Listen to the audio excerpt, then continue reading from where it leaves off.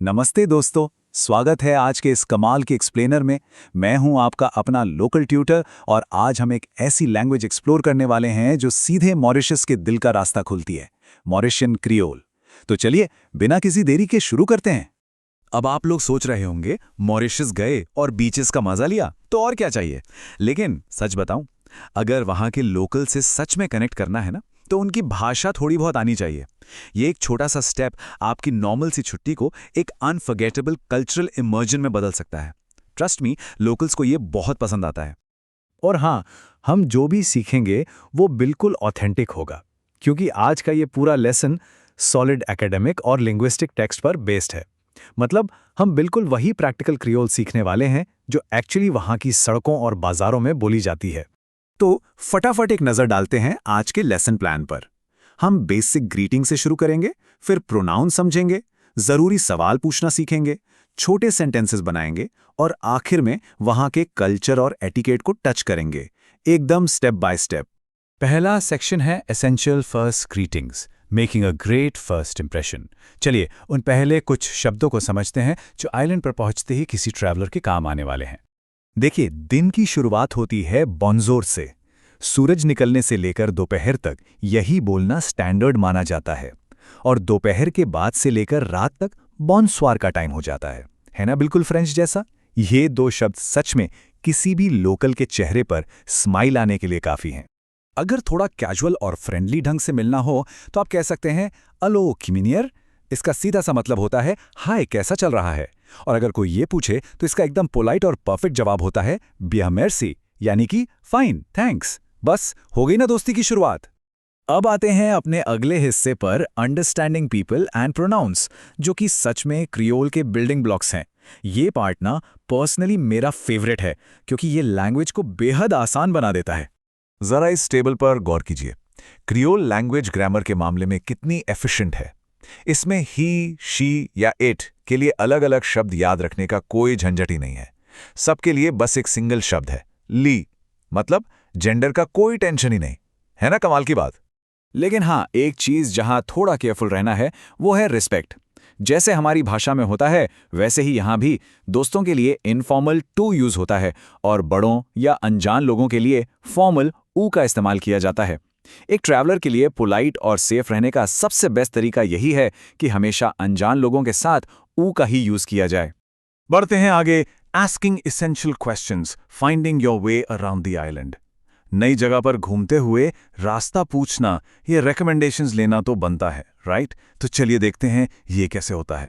इन छोटे छोटे question words को थोड़ा ध्यान से देख लीजिए, जैसे की, कॉट, कहाँ। इनको याद कर लिया ना तो बातचीत बहुत शॉर्ट हो जाएगी। एग्जाम्पल के लिए, अगर किसी से पूछना हो वेयर आर यू गोइंग, तो बस कह दीजिए कॉट टू बी येले। सुनने में शायद थोड़ा नया लगे, पर एक्चुअली में बहुत आसान है।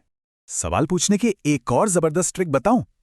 किसी भी नॉर्मल सेंटेंस के बिल्कुल शुरू में अगर आपने एस की लगा दिया तो वो ऑटोमेटिकली एक यस या नो वाले क्वेश्चन में कन्वर्ट हो जाता है।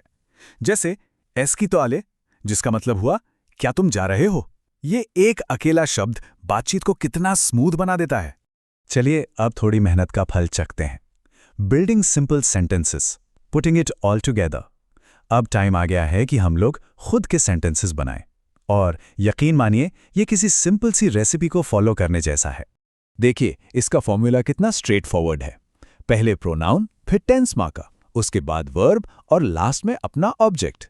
तो इनको मिलाकर बनेगा मो पे मंस डिपिन, जिसका एग्जैक्ट ट्रांसलेशन है मैं ब्रेड खा रहा हूं। बस हो गया, you are literally speaking Creole now.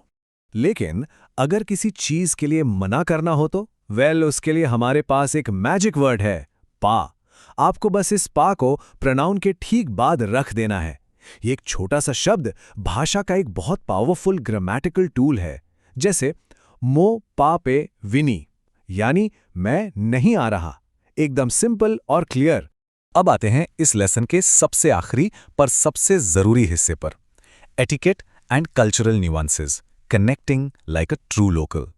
क्योंकि देखिए, सिर्फ शब्द बोलना ही काफी नहीं होता, उसके पीछे के कल्चरल बिहेवियर को समझना भी उतना ही जरूरी है।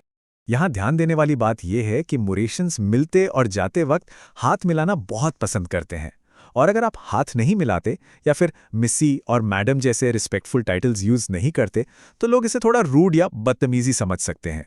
तो बढ़कर हाथ मिलाइए और स्माइल्स एक्सचेंज कीजिए।